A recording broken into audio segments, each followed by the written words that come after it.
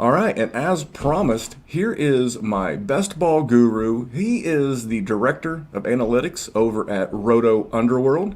He is the driving force behind a lot of the projections you see in RotoUnderworld's world famous as always in quotes, draft kit. He is the code breaker as the host of RotoUnderworld's The Code Breaker podcast. He will soon be breaking necks and cashing checks when drafting best ball rosters over at Underdog. And I will say one last thing. Do not come weak if you are an analyst in the Twitter streets. This guy will be there asking you questions. You will have to defend any haphazard, arbitrary, narrative-based takes because Josh is having none of it. If you haven't guessed already, my guest this evening is none other than Mr. Josh Larky. You can find him on Twitter at JLarkyTweets. Josh, thanks for joining me, man. Thanks for having me. I'm excited for this. What an intro. So hopefully You know I'll live what? up to that billing. We'll see what happens. Well, if anyone's been following you for any length of time, and I've been doing this long enough. June is the third year anniversary that Jerry and I have been doing the Dynasty Warzone. We're adding some other shows. Early And congratulations. thank you. And I don't say anything I don't mean. I don't have to. But I truly believe that you are one of the best ball analysts out there. And I know other people will have their opinion. Everyone has their favorites, but I think that universally, by no later than the start of the 2023 season, with your full-time position and a director position is nothing to sneeze at. No matter what the company, director position is very impressive, and I think you'll be the foremost expert in this field. So that's why I wanted you on to talk best ball with our audience. Thanks. I'm excited for it. Yeah, I really got into best ball last year, had quite a bit of success with it. And then it was kind of nice being able to transition full time into the fantasy world because let me tell you, I do a lot of drafting. So it's fun to be able to do anywhere from, I'd say like 2 to 7 best ball drafts every single day. So We're going love to get getting into around. some of the numbers that you do in just a minute. But you have been involved in analytics for a long time. Now, correct me if I'm wrong. You worked for a little while with a Major League Baseball franchise in their analytics department.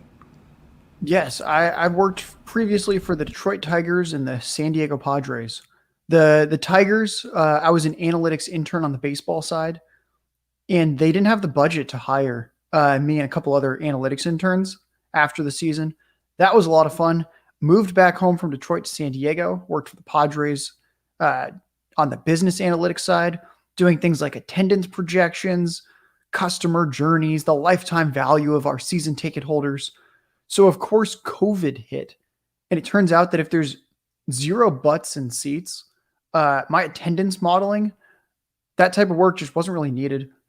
Ended up getting furloughed and fired, which was perfect because I'd been working for Player Profiler and Matt Kelly, or the Podfather, as some of you may know him. I'd been working with him on the side for about 2 years at that point, just kind of a weekend warrior doing projects for him. So was able to kind of transition and step up and do that full time. So blessing in disguise because I love what I'm doing right now. So it's a little bit better on this side of it versus the team side of things. So I would recommend the team side to anyone interested, but yeah, it's a little more flexible. I have a little more creativity with the work I do, so prefer it a little bit.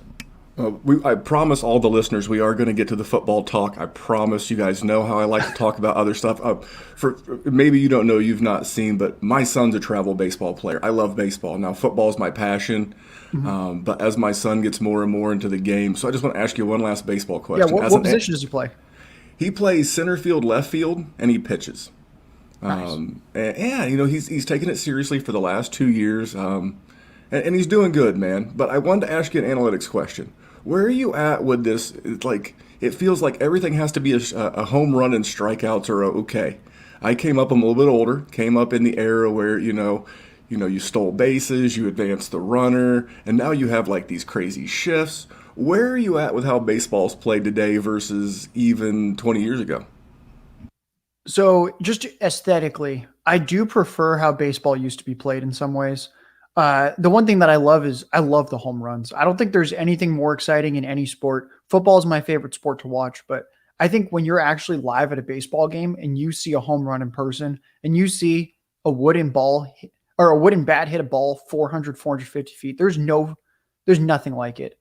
But I'd say that just overall, the casual fan, and if I catch a baseball game, I do enjoy when the ball's in play.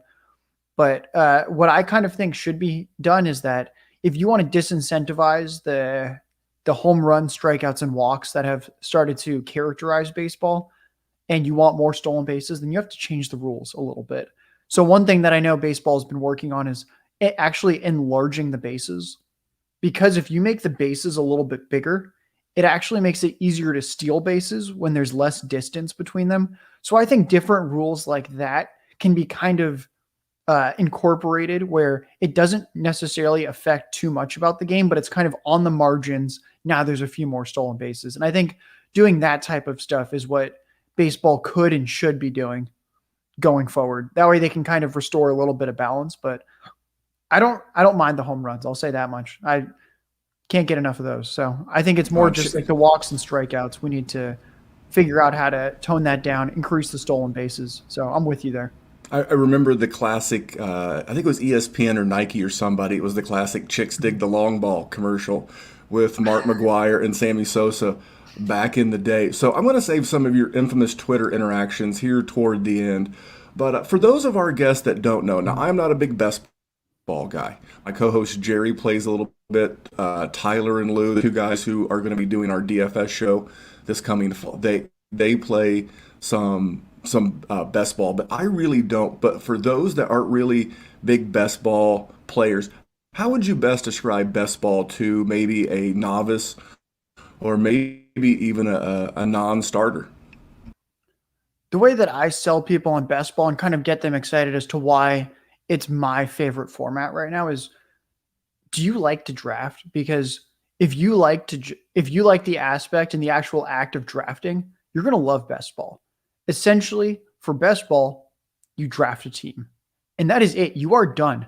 You don't have to worry about that team until the end of the season when you see how many points you've scored. Essentially, just like your typical redraft league where it's like you might have one where it's like start a quarterback, 2 running backs, 3 receivers, a tight end, and a flex. So each week in that league, you actually choose who your quarterback, the 2 running backs, 3 receivers are, etc. You make those decisions as to who gets started. In best ball, you just draft a team with enough players at each position, and then week 1 comes along, everyone scores their fantasy points, and your best ball roster is automatically optimized. So if you have 2 quarterbacks on your team, whichever quarterback scores more points, that's your starting quarterback. If you have 7 receivers and 3 of them get touchdowns and 100 yards, that's awesome. Those 3 receivers enter your lineup. So the idea is that there's no weekly waivers, there's no trades, there's no setting a lineup, and that you just draft a team, and then at the end of the year, if it does well, you make money. So I love strategizing the draft and just being in draft after draft after draft. So best balls for drafters. If you enjoy that, I think it's an incredible format. Now, I am in a dynasty best ball with guys like John Bosch, Heath Cummings of CBS Sports, and I do like you don't have to mess with it. There are, because if you're in double digit leagues of where you have to set a roster, on Sunday mornings become very taxing very quickly because it becomes last year I had to create a system for setting rosters. So on Wednesday or Tuesday, whatever day your roster's unlocked, I would go ahead and set them. And then I would double check them on Saturday based on the injury report. And then and it becomes a part-time job in and of itself. And that becomes the fun of best ball. If you think of the golf, if you've ever played in a golf tournament, a best ball golf tournament, everybody hits a drive, you play the best drive. Everybody hits an approach shot, you play the best approach shot. Everybody putts, etc. This is the exact same thing. If you've got 3 quarterbacks, whoever scores the most is the quarterback that scores for your roster. Now, I'm making it sound much more simple than it really is. I've heard Josh and Matt talk about best ball strategy. Before we get into your draft kit and some stuff like that, do you have a preferred destination that you like to play best ball? Like I said, we are not affiliated with a best ball sponsor, so feel free to tell us where you play, if you're sponsored by anybody, etc.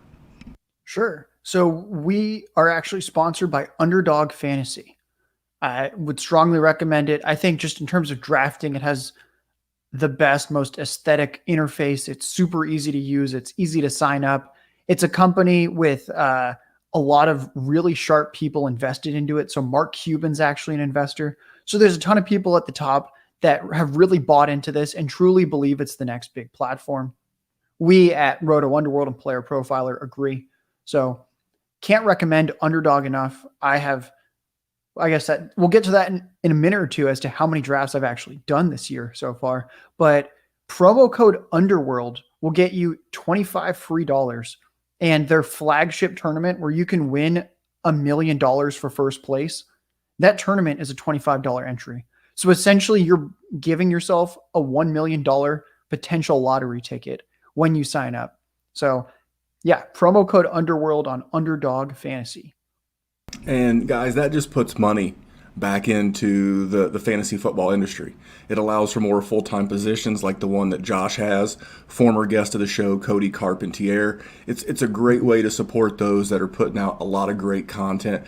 And I don't want to make it sound like Underdog's the best because I've never really dabbled, but I've been in this industry for a while. And I remember hearing things like MFL 10s, the FFPC was doing best ball, and it kind of feels like if you're on Twitter, and I live in the state of Indiana where gambling and sports betting and fantasy football, everything's legal.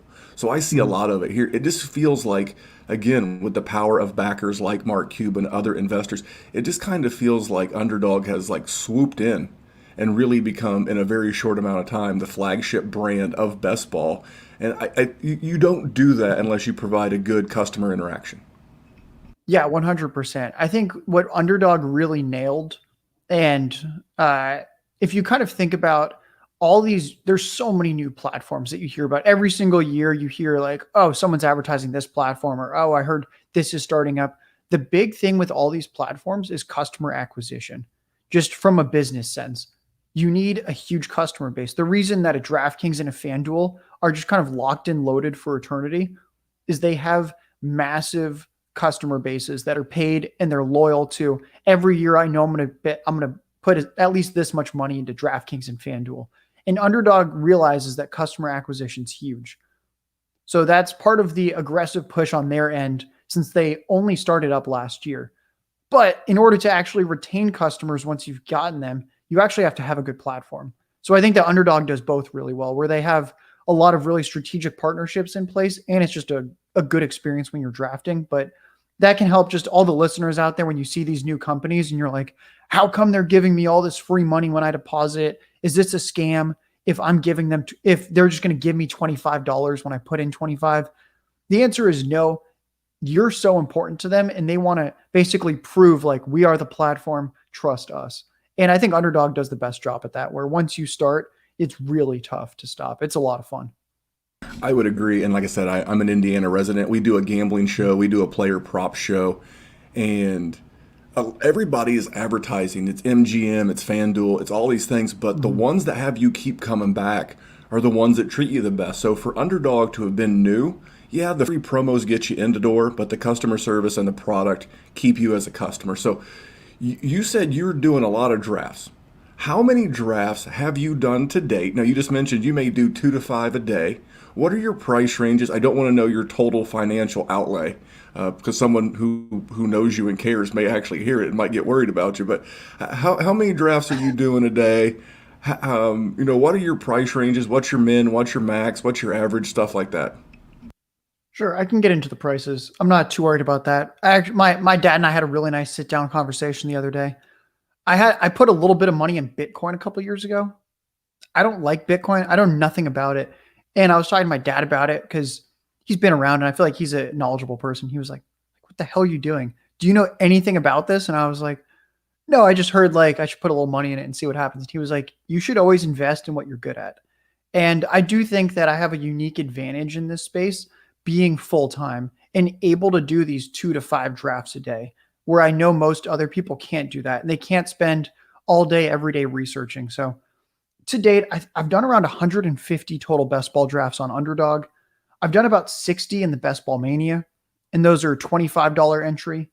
I've done about 50 in the Rookies and Sophomores draft, which is kind of a fun mini tournament where you're only allowed to take rookies and sophomores. So players that entered the NFL last year and this year. So you're creating these awesome teams with like Herbert, Jonathan Taylor, Jamar Chase.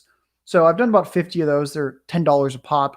And then they have these really inexpensive, just kind of casual non-tournaments. So the first two were kind of tournaments where there's big prize pools at the top. And then if you just want to enter like a 12-man casual contest with either with some buddies in a private draft or just against the public, I've done around 40 of those and they're $3 to $5. So super low price point there. They have some drafts that are like $100 or $125 for a 12 person. I generally avoid those high stakes 12-person drafts. I'd rather, if I'm going to be putting in more money, do it in a tournament, but they have those as well. So that's kind of where I'm at right now. So I'll probably have 3 to 4 times that amount of entries by the end of this summer. So I essentially fund this habit with I teach R coding on the side to anyone that wants to learn R coding for analytics with football data sets. And that side business, I basically just put 100% of that.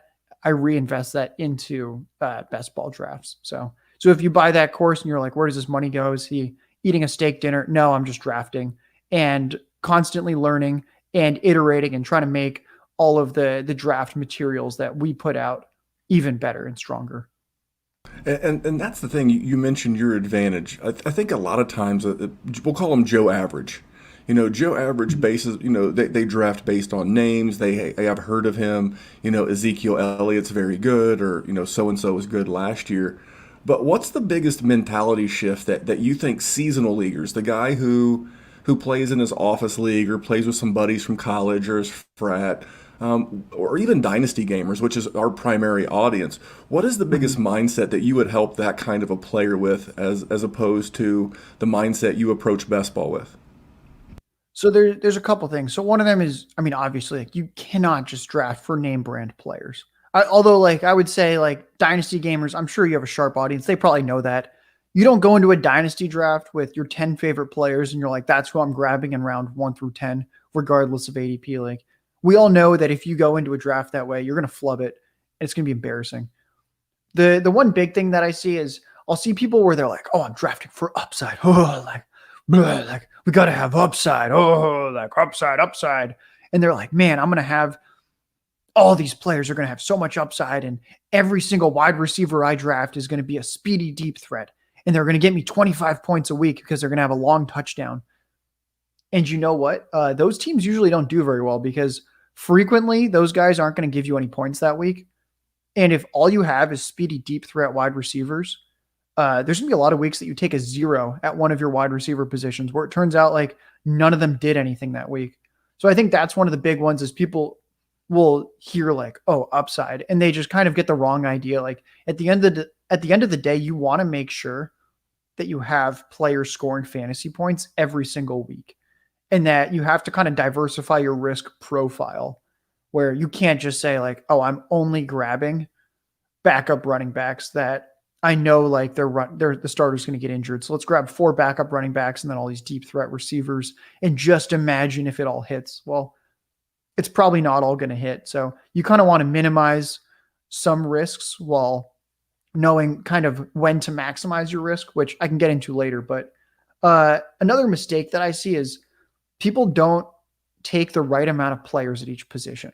So underdog, they're 18 round drafts, and you have to start 1 quarterback, 2 running backs, 3 receivers, a tight end, and a flex with 18 roster spots. Generally, you want 7 to 9 wide receivers on that team. And I see a lot of people that will have 5 wide receivers. And that's one of the things where, I mean, we all play fantasy. You know that outside of the top few receivers, a lot of them aren't very reliable. And that frequently it comes down to who caught a touchdown. So if you only have 4 or 5 receivers and you need to start 3 every week, you're going to take a lot of 0 to 5 point weeks. Whereas even if they're not as good receivers individually, if you have 7, 8, 9 of them, you're so much more likely that 3 of these guys catch a touchdown this week with some yardage. So that's one of the big things is that people don't quite understand how many of each position to take. You'll see people taking 4 or 5 tight ends, 4 or 5 quarterbacks. If you only start 1 tight end and 1 quarterback a week, you don't need 4 to 5 of them. So there's things like that where right away when I'm drafting, there's usually 1 to 3 people in the draft room where automatically they have pretty much, based on historical data, like a 0% win rate. And it's like, if 5 of your 18 spots are dedicated to tight end, I'm sorry. A maximum of 2 of them can even enter your lineup in the tight end and the flex spot. Like what the hell are you doing with the other 3 tight ends? They're just hanging out in purgatory. So those are the kind of things that newer best ball, I see kind of newer best ball people or people that play a lot and just kind of think they know what to do. And they're like, oh, but this is a good player, or this guy was a value. Like no matter how much value you're getting, like you never want to have too many at like a quarterback or tight end position. You always want to have at least generally like 7 receivers. So there's things like that I'll notice. Well, there's a lot of nuance to this because, again, a lot of people just go in and they think, well, he's the best player available. But there's a true roster constructing aspect of this, and that's the part that I find fascinating. If there was one thing that would set the hook on me, if I was Big Mouth Billy Bass and Best Ball was going to hook me, it would be that part of it. It would be the drafting, because I do love drafting, and it would be the strategy of it, about building a. I have to get in on this $1 million tournament, even if I don't know that I'll have 60 entries like you. I'll probably be more of like the 1, maybe 2 entry guy, but. It certainly sounds like fun. So you do a lot of you probably do most of them. Is that correct? The player projections and modeling for the world famous draft kit. Yeah, all those projections that you'll see were my projecting work. And then the 2 people to shout out would be Matt Kelly and Patrick Murphy. Did many, many meetings with them after doing projections where it's basically they just try and tear them apart. And they'll look at all my assumptions with a team's pace of play, their pass to run ratio, the type of playing time and target shares that I'm projecting for guys, and they'll try and tear it apart. And I come to that meeting prepared to defend all my guys. And at the end of those meetings, I win some of them and I lose some of them. And I make the adjustments where it turns out that they present some ideas to me and play devil's advocate, and I just can't defend myself. And when that happens, we adjust the projection. So yeah, I did all those for the draft kit. It was about a nice 2-week process of doing nothing but just surrounding myself with the data. So that's kind of how that process works. You really love numbers. You love numbers a lot. Now, one set of numbers I'm curious to see your use of, because I use them quite a bit. Now, as soon as the season's over, you automatically know who a team's playing the following year. They're going to play their division. They're going to play a certain division within their own conference. They're going to play a division within the opposing conference, teams that finished in the same spot in the rankings. And now we have this weird 17th game. So you know who everyone's going to play. So a lot of times you get some quick data that says this is the strength of schedule based on this year's opponents' win-loss schedule last year. And then the one that I shift to once Vegas puts out all of their totals out is the expected strength of schedule. So if you're playing, like I'm a Colts fan, so all the teams that the Colts face, the Vegas guys will take their projected win totals, and that's their new strength of schedule. Warren Sharp does something like this. Do you use any kind of strength of schedule modeling when you're calculating out projections for your rankings? So I don't actually use strength of schedule when I make the projections, and I'll explain how I incorporate strength of schedule. So when I make projections, I do season-long projections at this stage. And you might say, well, Josh, for the Colts, like, who they're going to play. They're going to play 2 games against Tennessee. Why don't you project those games? The reason that I don't project individual games this far out is that so much can happen from now until the season starts.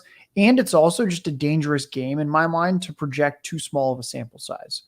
So what I mean by that is, let's just say that we're projecting for the Colts. Jonathan Taylor's the running back. We know they're playing the Texans. And the Texans' run defense is bad. I don't need to tell anybody that. We all know it's a horrible run defense. Yeah, I think, was it Taylor? I know Henry ran over them for 200 yards. Taylor might have ran over them for 200 yards last year too. I think one game. I think it was the second game this season. Yeah, he just destroyed, everyone destroyed the Texans. So if I'm projecting Jonathan Taylor in that game, do I project him for 200 yards? Do I project him for 80, 100? It's really difficult. And I don't even know, not everyone had an incredible game against the Texans. There were a few teams where their run game was just okay. And what if I projected Jonathan Taylor for 120 yards and it doesn't happen? And now suddenly I'm in the hole by 60 yards because I messed up. The idea is that, yes, there's probably going to be some of those boom weeks for each player. There's probably going to be some of the bust weeks. It's a little bit hard to guarantee these are the weeks that'll happen. It's much easier to use historical data to project season stat lines, which is what I do. And that's going to be a lot more accurate, where you're not trying to pick out like these are the specific games where the guy's going to pop.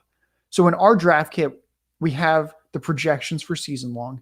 Then I also do strength of schedule work. So in our draft kit for each player, you can see their strength of schedule that we calculate for 2021. And where we use strength of schedule partially is in our rankings. So our rankings are not just purely guys' projections. And the reasoning for that is, I always like to talk about Tony Pollard's a good example, where if you think about backup running backs, where if the starter gets injured, Tony Pollard would probably be like a top 5 running back in fantasy, just like Zeke is when he's healthy, were anything to happen to Zeke. So I might project Tony Pollard for 500 or 600 total yards this season, but I probably want to draft him over random wide receiver 3 or wide receiver 4 on another team that's going to have 500 yards just like Pollard, because the wide receiver 4 on a team like I have Auden Tate projected for, I think, 400, 450 receiving yards. Would you ever take Auden Tate over Tony Pollard, even if they're projected Not for even once. Points?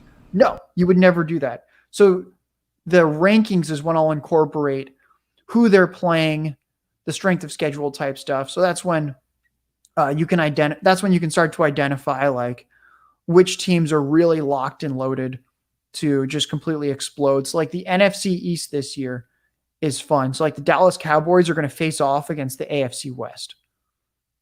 Those guys are going to get a little bit of a rankings boost. I mean, the AFC West, the Chiefs, oh, that's going to be a field day for a shootout. The Chargers, that's probably going to be a shootout. That's a fast pace of play team. The Raiders defense isn't stopping anybody. So there's things like that where on the margins, then you start to rank players and shift them. So that's where I'll incorporate strength of schedule. Awesome. Well, listen, we're going to get into some news and some actual players and get you in some of those spicy takes that you're known for. I'm going to take a minute. And guys, for once, I talk about our sponsor, Hate Brand Goods, all the time. They're athletic wear. Now, I'm never going to stand up and stand on my desk so you can see my shorts. But I got my new shorts in the mail. I got them sitting right here beside me. These are the official Mexican blanket shorts. I got those in the mail today. That's from our buddy Matt over at Hate Brand Goods. We'll take a second and hear from him. All right, and thanks to Matt and the gang at Hate Brand Goods. Remember, if you use the promo code Memphis at checkout, you'll save on your total purchase. And I believe it's still free shipping anytime you order over $100 worth of stuff. So check them out at thehate.com. That's THEHVIII.com. So, all right, man, let's get into the news of the day. Now, Julio Jones recently traded to the Tennessee Titans. Not great news for my Colts. Not the worst news for my Colts, but the Tennessee Titans picked up Julio Jones, and it was funny. You know, the Falcons got a second for Mohamed Sanu, and then got a second and a fourth for Julio Jones. But I think the best part for the Falcons is that they made Tennessee pay his entire contract. It wasn't like with Carolina, where they paid 70% of Teddy's schedule or salary to get him to Denver. At least they got the full $15 million off the books. So what did that do to your projections? How did that readjust the Titans and the Falcons? So the biggest winner here was Ryan Tannehill. I mean, Ryan Tannehill now has two of just not even fantasy. If we're just talking real life football and you have to draft a team, and we're assuming that Julio's healthy. I mean, Julio and A.J. Brown are very likely two of your top 5 picks. If you're building a squad for one game, if you just have an exhibition game, like if you're LeBron James and you're playing the Monstars and you have to have, you're playing the football version of was it Space Jam? Yeah. You're saying you're taking Julio and A.J. Brown are likely two of your wide receivers. Yeah, those have to be two of them. So, I mean, that's incredible for Ryan Tannehill. This is a guy that's been elite with his efficiency the past 2 seasons with the Titans. And if you think about last year, he did it with Corey Davis and A.J. Brown. Now, A.J. Brown had knee surgery on both knees because apparently he should have had knee surgery during last season, but toughed it out. So we're going to have probably a more explosive, healthier A.J. Brown this year. And then, just we're going to upgrade from Corey Davis to Julio Jones. So, yeah, huge efficiency boost for Ryan Tannehill. I also reran some numbers for their pass to run ratio. And I do think they're going to be passing more now that they have Julio Jones. That's generally what you see historically. If a team goes out and trades for a bona fide star at a position, they're generally going to adjust their game plan slightly to incorporate them more. I mean, if they didn't want to use Julio Jones, why are they trading for him? We know this team's going to pass more. It ended up being a slight decrease for Julio and A.J. Brown. I do think they're both going to be very efficient. And I think A.J. Brown's efficiency actually increases with the Julio signing. But I do have a target share decline for A.J. Brown. And then Julio moving from the Falcons to the Titans. I mean, the Falcons, every single year, they're top 3, top 5 in pass attempts. And the Titans, they're generally bottom 3 in pass attempts. So I do think they're going to pass more than last year, but I don't think Julio is going to be able to see the target volume he likely would have seen in Atlanta, even if he has a much higher target share in Tennessee. So slight decrease to Julio and A.J. Brown, though nothing crazy. It does nuke Josh Reynolds. I mean, like this wasn't a particularly talented wide receiver. We were just excited about the potential of this random receiver getting 100 targets from Ryan Tannehill, who's efficient. But yeah, Josh Reynolds probably not going to be on the field nearly as much. Crushes him. It hurt Anthony Ferkser a decent amount too. It's just, well, he was going to be the guy I wanted to ask you about because you were so good with the numbers off the top of your head. If you're not watching, if you're listening to the podcast on Friday, go back and watch the YouTube video. You'll see Josh is not looking at screens. I have it pulled up, and the Tennessee Titans in 2020, they ran 1,031 plays and they rushed the ball 50.5% of the times. So 49 and a half, they passed the ball 510 times. So, dude, you were spot on. Thank you. Yeah. I was going to say, actually, I think Tannehill's pass attempts was like 480. Because I think if you're looking at pass plays, there's going to be like pass interference, things like that. So I think Tannehill actually only had like 480 pass attempts that counted, if I remember correctly, which is even wilder when you look at his efficiency. Yeah. It was them, it was Baltimore. And Baltimore kind of gets the bad rap of, hey, Baltimore only, but I still think there's enough to go around. I mean, I know everybody was projecting A.J. Brown to get 200 targets, and that might have been necessary, but even if you give 150 to both Julio and A.J. Brown, which is a lot for 2 wide receivers, that's still, 200 targets left over for the rest of the guys. I still think Anthony Ferkser, I don't think his ceiling's what it was, but I think it actually works out well for him. There's not the stress of being the number 2 target in that offense. And I think there's going to be a lot of times where, and I heard a weird stat on Ryan Tannehill that last year he only attempted 18 passes over 30 yards last year. What the hell happened to Julio wanting a quarterback with a big arm? Wow, that's an awesome poll. I hadn't heard that one. I guess it was from a PFF. That's cool. I saw that. Yeah, only 18. So one game over 30 air yards, 18 on the season. Very, very striking stat. That's interesting. Yeah, I think Julio ultimately chose a place where he wanted to win. Because what's nice about that division is that it really is just your Colts and the Titans. I mean, the Jaguars and the Texans, they are not competing for playoff spots this year. And I think it's actually rare. If you go division by division, most divisions have 3 teams, maybe even 4, where you can realistically see them challenging for a playoff spot. So I think Julio chose well in the sense of he does want to win, and he didn't like that the Falcons didn't seem set up for winning. So yeah, not necessarily like the ultra strong-armed quarterback who's hucking and chucking like he wanted, but I think just in terms of a good opportunity to win, that's a great place for him in that sense.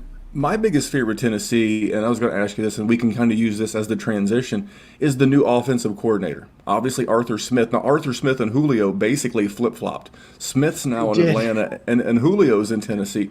My concern is Todd Downing. And we're going to talk about Nick Sirianni and Shane Steichen here in a bit when we talk about Jalen Hurts. But do you have concern with Todd Downing? Now, I know he was an internal promotion. I guess, spent some time there with Arthur Smith. But the last time Downey was an OC, He was the OC for oh my God, Amari Cooper and Michael Crabtree in 2017. Now in 16, under a different OC, both those guys had over 1,000 yards receiving.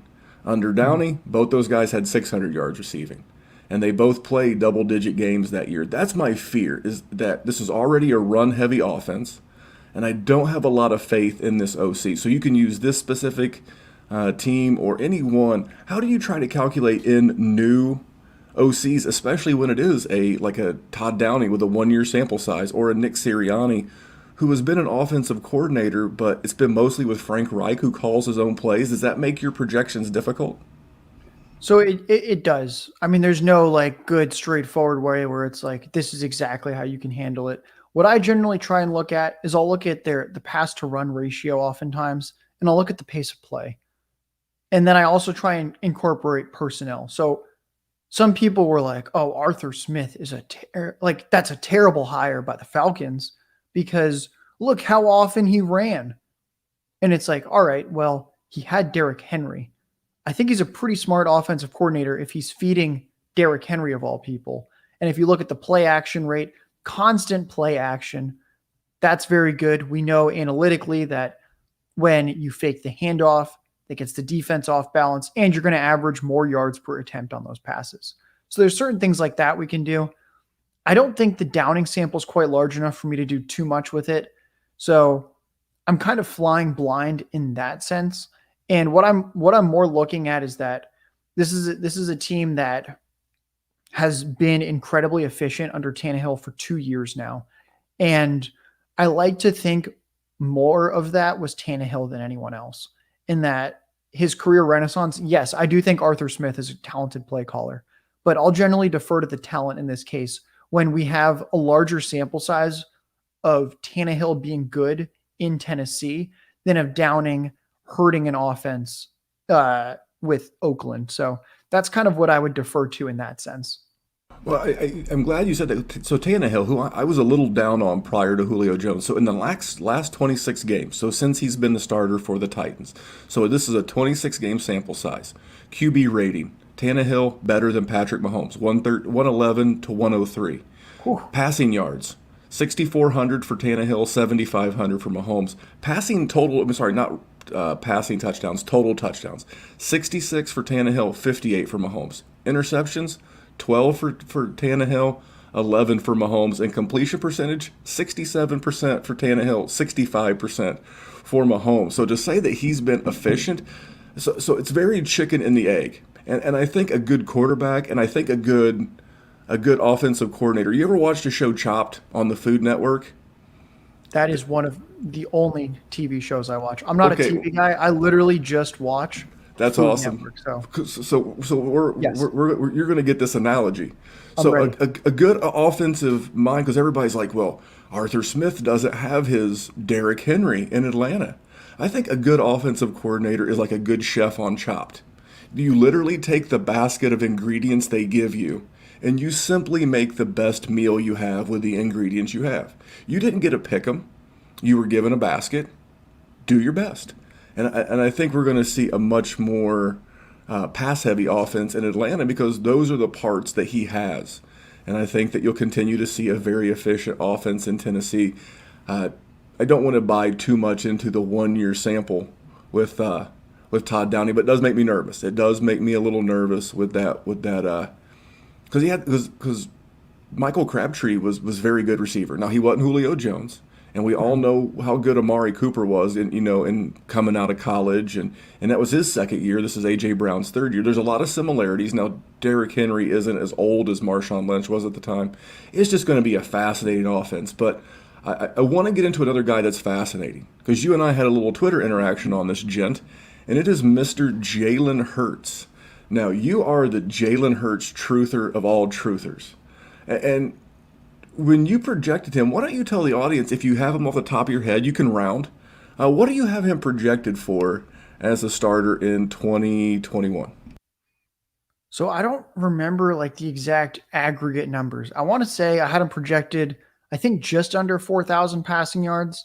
I And I remembered like remember, 38 and change, yeah, 3,800 and change. the one I remember is I haven't projected a touch over 1,000. It was like 1,020 rushing yards, something like that. And what I want to remind everyone is that these projections that I'm pumping out, we are now in a 17 game season for 2021. So some of the numbers might look slightly inflated and you're like, wow, that seems a little bit bullish on a guy. And it's like, well, we are projecting an additional game. So with Hurts, I actually didn't project him to be a very good quarterback. I think if Jalen Hurts has the season that I projected for him, the Eagles are going to win 4 or 5 games, have a top 5 pick, and there's a decent chance they take a quarterback to replace him, actually. I kind of projected Jalen Hurts, I think, in many ways at his efficiency floor. He's under 7 yards per attempt, under a 64% completion percentage when I projected the league average a little over 65%. So there's just a lot of things about his profile that actually are not particularly efficient. A below average passing touchdown rate. There were so many ways that I was throttling him because there's a lot of unknowns. And I mean, he wasn't a great passer in his small, like 3.5, 4 game sample from last year. I do think a lot of that is there was no offensive line. It was just Jalen Reagor and Dallas Goedert. Now he has Devonta Smith. Also, Goddard wasn't fully healthy. Reagor wasn't fully healthy. So there's a lot of things that have changed since then.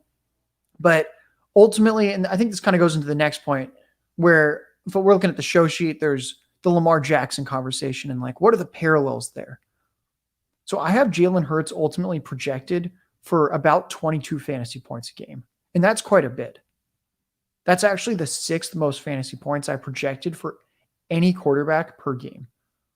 But it's because he's probably going to be running around 10 times a game.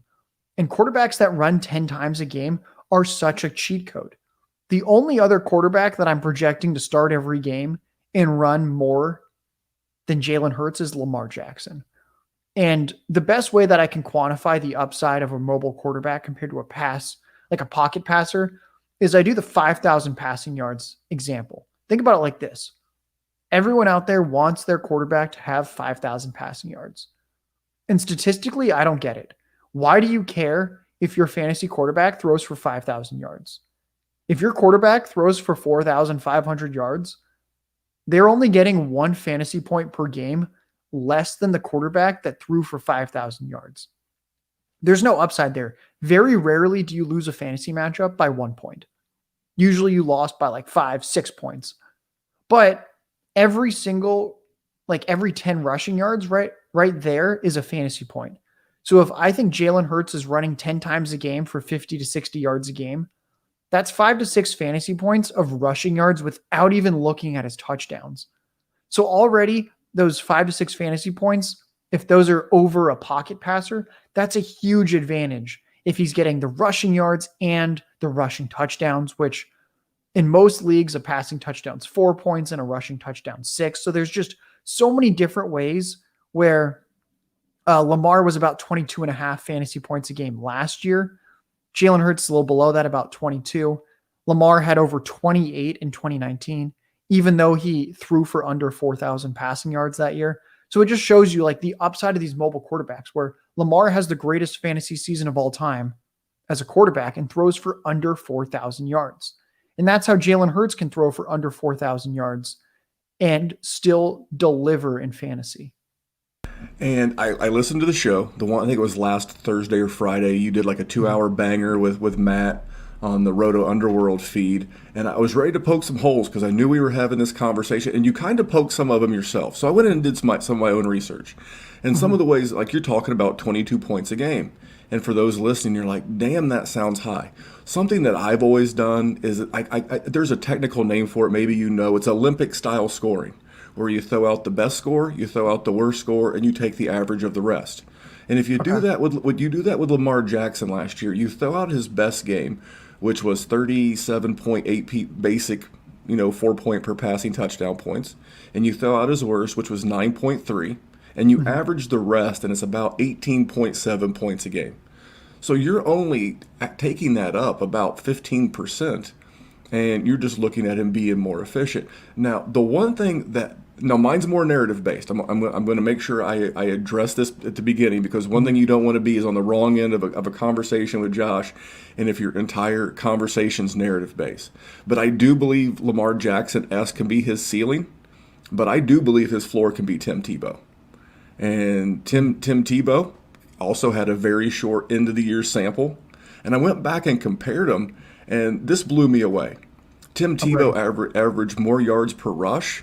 He had more rushing touchdowns. He had more air yards per attempt, and he had more yards per attempt and air yards per attempt. They were both 52 and 50% completion quarterbacks. They kind of caught the league off by storm. They're both known for their hard work and being great guys. They both played in the SEC. I just see that being the floor. I see your Tim Tebow, and you address some of that. Now for this 1 year, I think you're spot on. I think he could have a tremendously awesome statistical 2021 and still lose his job, a la Jameis Winston next year, because they've got the Colts first round pick more than likely. If Carson Wentz works out at all, they're going to get the Colts first. They got a first from the Dolphins for trading back from 6 to 12. And they have their own first. So they're going to have 3 first. Maybe they go get a Deshaun Watson if his legal troubles blow over. Maybe they trade up in the draft to get their guy. So you actually did a great job of talking about some of the pitfalls of Jalen Hurts when you were talking with Matt from a dynasty standpoint. For those that didn't hear that conversation, would you mind recapping some of the things about him that make you nervous, especially the first month of the season? Sure. So the debate that Matt and I were talking about was in dynasty Hurts versus Lamar, because Lamar isn't a great passer by many metrics. We saw him at the Pro Bowl, I think it was 2 years ago, when he was trying to throw passes through the hoops and he was missing by like 15 feet on like these 30-foot throws. And it was just horrendous. And he kind of looked like he was drunk out there with how badly he was missing basic throws. Lamar is not the type of arm talent that Hurts is. But the risk with Hurts is, let's just say that Lamar, another mobile quarterback who might or probably isn't necessarily like an upper echelon passer himself, probably below average as a pure passer. If Lamar has a bad month, he has a bad month. He's still starting game 5. If Hurts has a bad month, they could turn to Joe Flacco and shut him down and say, you know what? This is just embarrassing. We're going to grab a quarterback in the draft next year and we're going to trade you. And we need you to have as much trade value as possible. You're shut down. And Hurts never starts a game again for the rest of his career. The other issue is that he has a phenomenal fantasy season. He gets you 20-something fantasy points per game, but his actual passing stats are not very good. And they have a top 5 pick and take a quarterback. So those are kind of the 2 issues that I see with Hurts in Dynasty. I am bullish on him in Dynasty. I think that he can do it. And as you were talking about the Tim Tebow thing, so I pulled up Jalen Hurts player profiler page, and I think that there's this one misconception where he's not a good passer. And yes, in those 3.5 games last year, he wasn't a good passer. Bad completion percentage, the yards per attempt was weak, nothing was good. But he had no reps in training camp because they were all going to Carson Wentz. He came in towards the end of the season out of nowhere on a team with a ransacked offensive line, throwing to, one of his top targets was Greg Ward, who is a practice squad receiver on every other team except like the 2020 New England Patriots, basically. We actually jokingly said that Greg Ward got paid by the hour when he played for Philadelphia. He actually had to clock in at the stadium, and he clocked out, and he got like a ham sandwich. We also call the guys that he was playing with. We call them crumb bums and shoe clerks. That's what he was working with. I will give you that, because in Tim Tebow's sample, he was working with Eric Decker and Demaryius Thomas. So he was working with a little bit of, so in all fairness, from the point that I wanted to bring up, he was not working with the best of the best. Mm-hmm. No, I think the Tim Tebow point's good, because I think it's a good one to try and break down what the similarities are and what the differences are. And one more difference is that Jalen Hurts was an elite quarterback in college. So I'm looking at his player profiler page right now. Jalen Hurts' college QBR was 94th percentile for a quarterback. His college yards per attempt was 98th percentile. He had 100th percentile breakout age. with an incredible season at age 18. So Jalen Hurts was a stud when he was given the opportunity to start in college as a passer. We're not even looking much at his rushing yards. When you have a 98th percentile yards per attempt, you have to be a good pure passer to some extent. So there's a longer track record and a bigger sample of Jalen Hurts being a good passer than a bad passer, because we have his whole college career where he started more than 3 games, because he's only really started like three and a half NFL games. So we have a bigger sample of Hurts being a good quarterback than a bad one. So I think that's the other thing to take into account here, is that Tim Tebow wasn't necessarily an incredible college quarterback purely with passing. So that's what we have to remember when comparing the two. Very fair. And the other thing that you talked about was the getting off to a slow start. And Philadelphia does have a tough start to the season. They're at Atlanta. Now, that's a game they could certainly win or at least stay close in. But then they have the Niners. They have to go to the Cowboys in prime time. Then they host the Chiefs. They have the Panthers, and I think the Panthers will be better. Then they play the world champion Bucks. So their first 5-6 games is pretty tough. And if that team goes 1-5, 2-4, 2-5, this is a team, and this is what happens when poor decision making is rewarded. So if you remember the final game of the season, what did they do? They benched Jalen Hurts too. If you're not watching on YouTube, you're just hearing the podcast, air quotes. They wanted to see what they had in Nate Sudfeld, and well, it was unbelievable. But the scary part is they made a bad decision, but they were positively rewarded for it. Instead of getting the 11th overall pick by winning that game, they got the 6th overall pick by seeing what they had in Nate Sudfeld. And that's also part of my fear, especially from dynasty standpoint. Like you said, if they start tanking or seeing what they have with Joe Flacco, man, especially now, if you drafted him last year, and I will give RotoUnderworld all the credit in the world, they were the front runners in, hey, get Jalen Hurts. And if you got him dirt cheap last year, your investment's minimal. So if it doesn't work out, at least you don't get crippled. But if you're doing startups right now and you're taking Jalen Hurts in a Superflex startup around the ones that I've done, I've seen around like the middle to back end of round 2, top end of round 3, that's the kind of thing that would set a dynasty roster back a hair if this does not work out.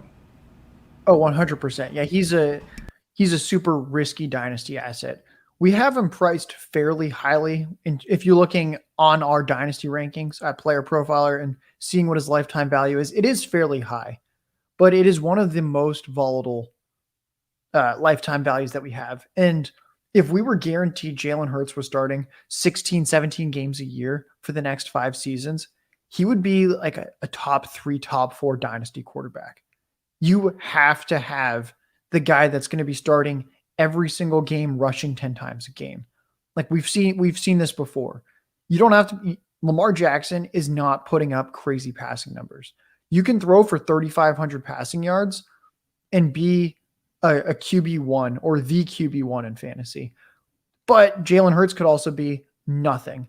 And we're betting that he's something, and that it's a much more likely outcome that, just like the Eagles did this year, that even though we think they're probably going to get a high pick next year, that they either trade back or use that pick on a left tackle that's going to help him out long run, or other types of really premium positions that'll help the team overall. Maybe they get an edge, like a premium edge rusher. So there's things like that where we do believe that he is a good quarterback. He was a good one in college, and that ultimately we're rolling the dice with him, knowing that statistically there's a better than not chance that what we have is a fantasy gold mine. So that's the case for Jalen Hurts, is that it's an incredibly risky one, but if you want probably the riskiest quarterback asset, that's the one to have, who has the maximum upside.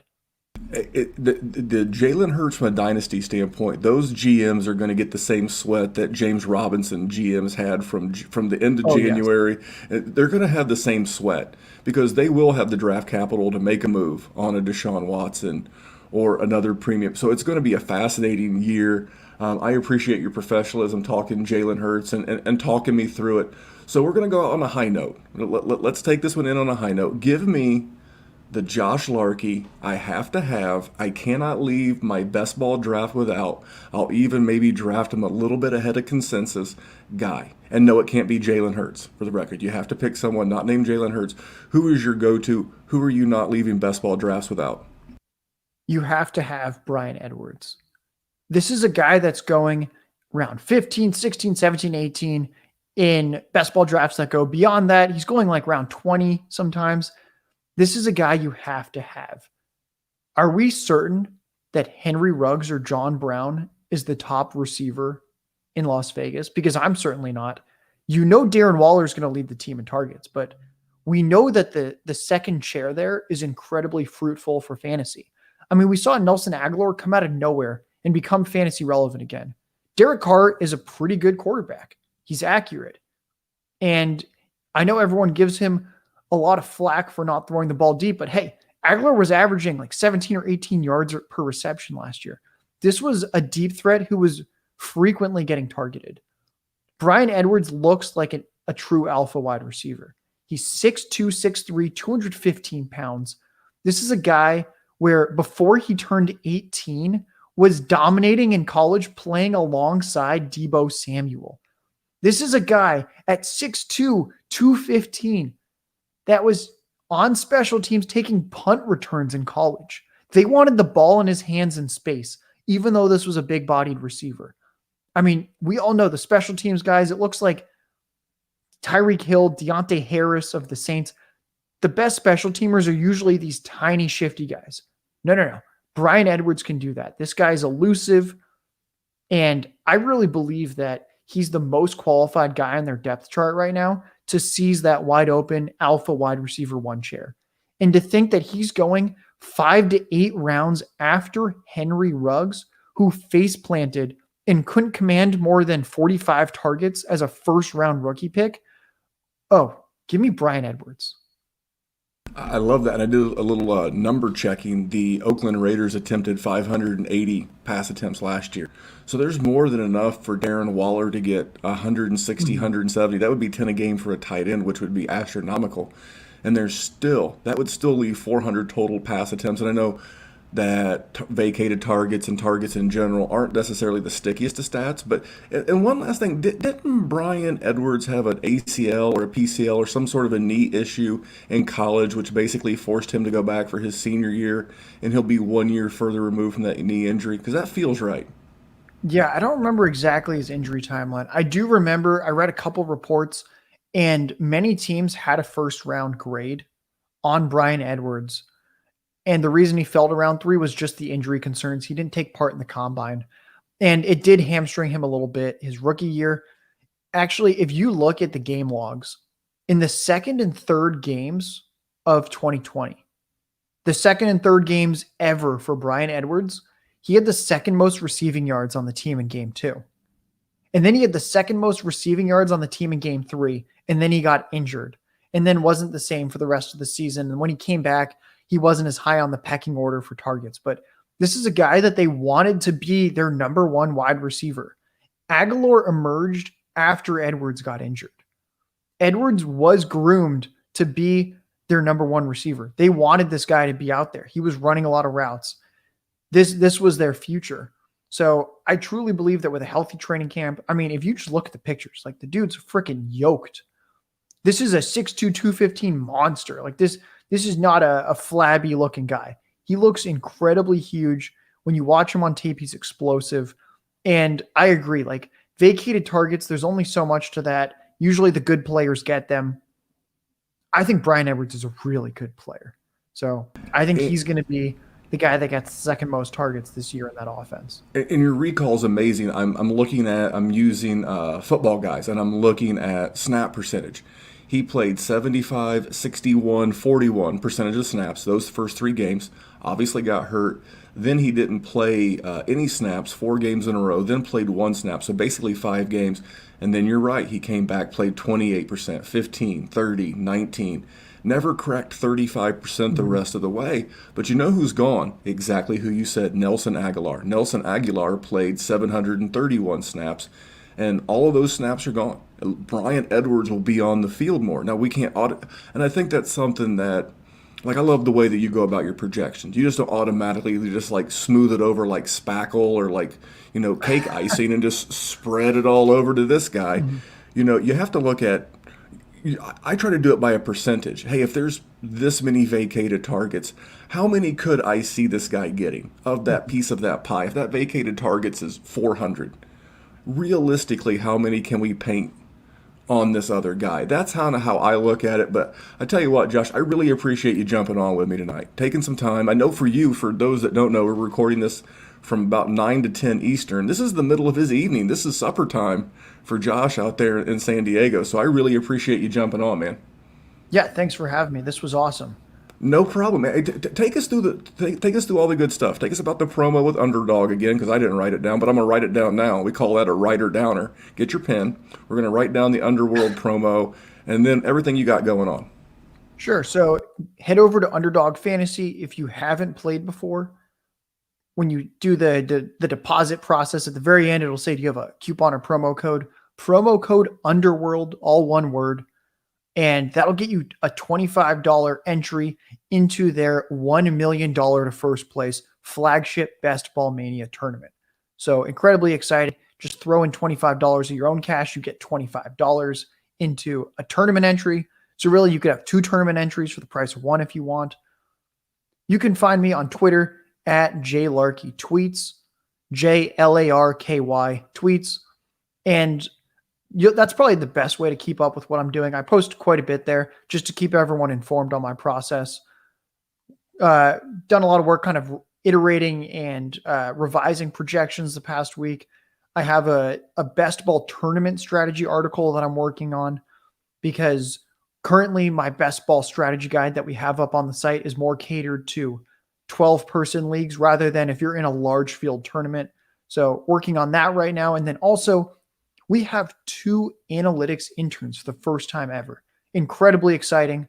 So Neil and Michael are new analytics interns, working with them quite a bit right now over the summer. And they're going to be putting out some incredible content because the future is bright. And I mean, man, these incoming college seniors, they make me look really bad when I think about what I was doing when I was getting ready for my college senior year. So a lot of really exciting stuff on the horizon. And then get the world famous, in quotes, world famous draft kit on playerprofiler.com. You'll get my projections. You'll get our team insights and trends. There are so many goodies there. You get downloadable cheat sheets that you can upload to Underdog to get our rankings in the draft room with you. It's amazing. So that's where you can find me. Lots of good stuff. I love creating branding for other people. I think you got to get this. You got to get this on the Roto Underworld YouTube show. I want a 10-minute segment, and I want it based around some of your Twitter interactions. Most recently, the one with Mike Tagliere. And I want to call it Getting Snarky with Josh Larky. Because if someone comes weak, you are good, and you don't do it in a rude way. Because, like I said, we debated Lamar and Jalen Hurts and some of the projections, and you're very classy. You're asking questions. You're poking and you're trying to learn and see what the other person's mindset is. But I think we're on to content gold. 10 minutes once a week, once every other week. You can use your graphics, people, create some nice graphics. But Getting Snarky with Josh Larky would be a 10-minute YouTube show that I would not miss. That'd be fun. Yeah, for anyone that missed that, essentially, Mike Tagliere of Fantasy Pros put out his dynasty lifetime values for each player, which is essentially what we do and what we paywall because it takes hundreds of hours of effort. And I essentially tried to figure out why he had a few players ranked the way he did. I mean, you have a dynasty audience. You all know dynasty leaguers. If you play in a Superflex dynasty league, who's the most valuable player? It's Devontae Adams, right? No. Oh, because Mike Tagliere believes Devontae Adams is the most valuable player in Superflex Dynasty. And if you're following his rankings, then if you had Mahomes, you would trade away Mahomes plus a second round pick of your own to acquire to have the privilege of Devontae Adams on your dynasty team. So there were a few like that where it's a real head scratcher where you're really bending the historical data and understanding what it takes to have a sustainable winning dynasty roster. If you're grabbing Devontae Adams or Dalvin Cook, even Dalvin Cook is older than Mahomes and he's a running back. Yet, according to Mike, you would rather have Dalvin Cook than Patrick Mahomes in dynasty, and that in Superflex dynasty. I mean, what? He has. Listen, man, I'm with you. It was a tough one.